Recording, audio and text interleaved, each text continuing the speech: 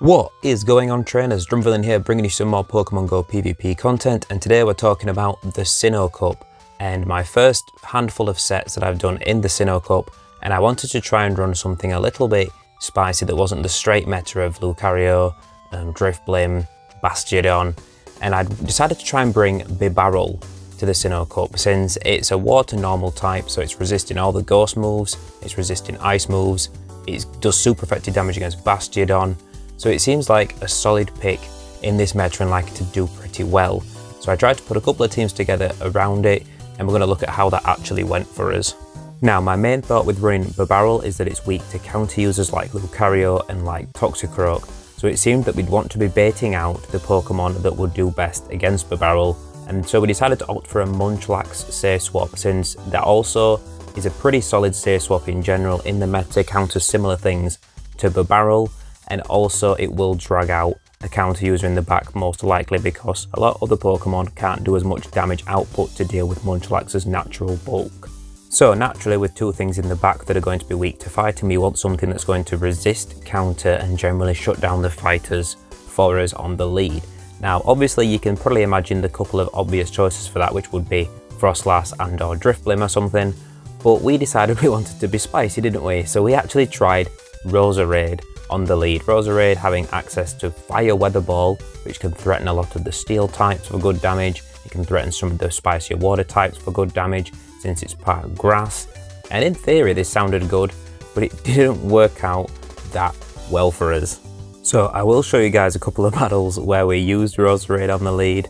We only did one set with it because I realised very quickly that Roserade takes being glassy to the absolute extreme and cannot take any hits whatsoever, and I was finding myself having no shields. Everything on this team, apart from Munchlax, really needs a shield to function well. There isn't anything with that much bulk on the team. Munchlax is reasonably bulky, but honestly most things in this cup are quite glassy, but Roserade just takes it to the absolute extreme. Even when it's resisting counters from things like Toxicroak and Lucario, they really do add up fast regardless.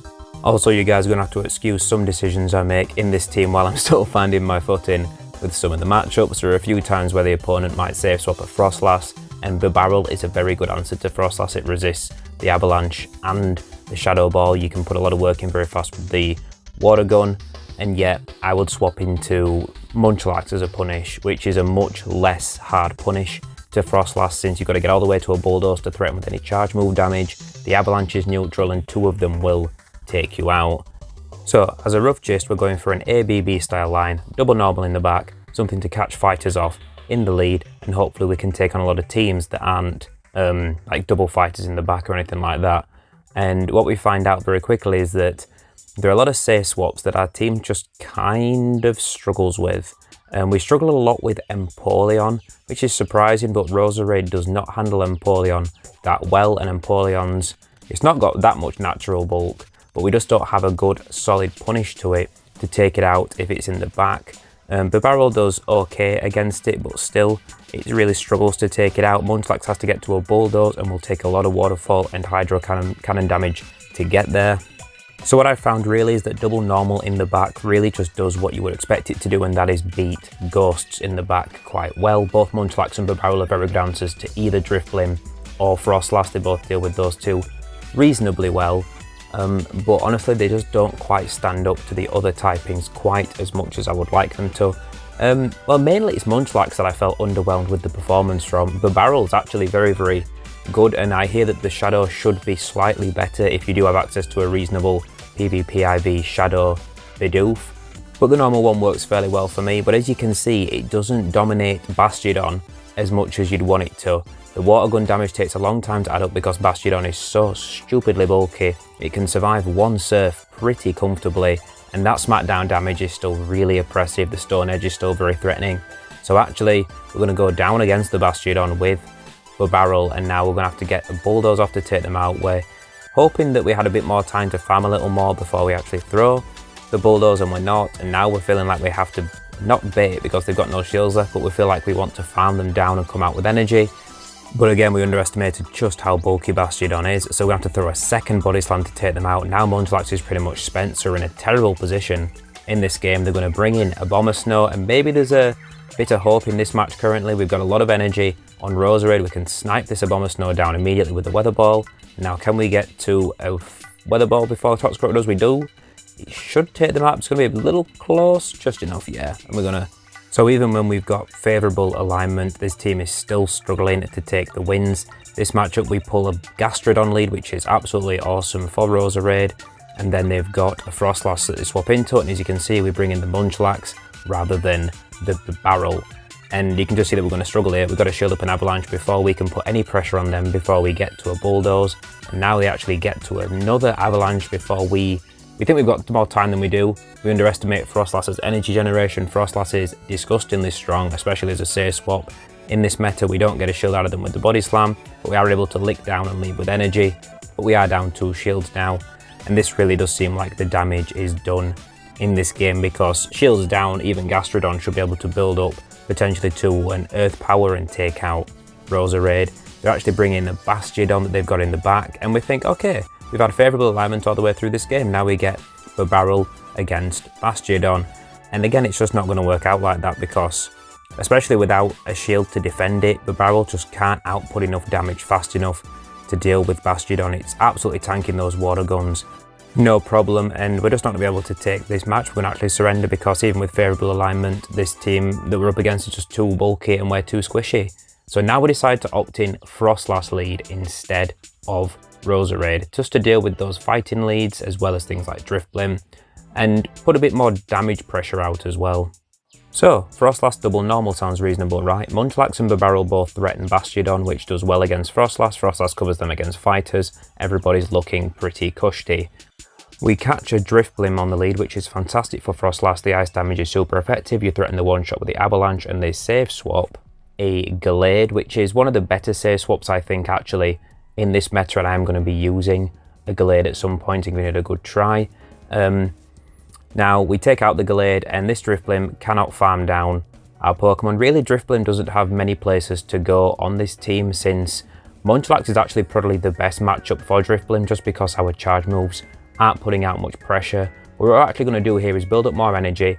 If we survive this Icy Wind, we're going to swap to Bibarel, get ahead on energy, and store that energy on Munchlax for later, see what they want to do. They're going to throw a move here, and I believe this opponent surrenders, either because they're weak to Froslass still in the back, or they're weak to Bibarel. Either way, we're going to take that win. Alright, Gliscor lead, just as good as Drifblim. You do take super effective from the Night Slash, but you can survive it, and this is where one of the big problems with this team in particular comes in, and that is an Empoleon. Now, Froslass really struggles with Empoleon. It's double resisting the ice damage, the waterfalls are relentless, you're only going to maybe get 1 or at most 2 Shadow Balls off, and they can just double shield and take you out. Now, Bibarel is actually a better answer than Munchlax to an Empoleon, but it's still not that good of an answer, because you're both resisting each other's moves, but Empoleon just has better moves in general. Waterfall's better than Water Gun, and Hydro Cannon is better than Surf. So they are going to generally still have an advantage over you. And if that's your best matchup against it, and they are quite common, that's not good. Now, they've actually got a Lucario in the back, which is absolutely awful, but we're going to be able to get to a Surf on Bibarel and do a reasonable chunk. They're going to get the last shield out of them there, but that means that this Lucario is loaded on energy, and they're just going to be able to get to a Shadow Ball and take us out, and we're going to actually lose this game despite, again, what should be favourable alignment. Now, it's not all doom and gloom with this team. There are times when it really does perform strongly, and there are a lot of teams that it can really core break, such as any team with Drifblim can struggle quite heavily with this team, just because it really has nowhere to go. You see, we catch a Drifblim on the lead, and they actually safe swap into a Toxicroak, which is a positive matchup for Froslass, and that means we can just stay in here, because both Bibarel and Munchlax are going to do well against a Drifblim anyway. We don't have to worry about preserving the Froslass as well for that matchup. So we'll be able to get to this Avalanche, take out the Toxicroak. If they do shield up, we will get another one off, since we've built up to back there. And you see, we don't come out of it with much health, but you do take that matchup, and we've still got a shield left. They come back in with Drifblim, maybe they're feeling safe with it.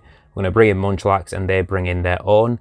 So what we're just going to do here is actually stay in with our Munchlax, Body Slam down their Munchlax, and if we do actually happen to survive with our Munchlax, we will swap into Bibarel, so then we can potentially clear any Ice Wind debuffs that come up by not being down to our last Pokemon. But even if we do just have Bibarel and they do start spamming Icy Winds, you are still going to win overall because the Surf still does big damage, the Water Gun's still neutral, it adds up very fast, and Drifblim just can't put any serious charge move pressure on you. So they swap out into Drifblim, we're actually going to bring Bibarel in straight away. We don't need to shield this, we don't need to shield anything really. Save a shield perhaps just to finish off their Munchlax, but the opponent's going to surrender.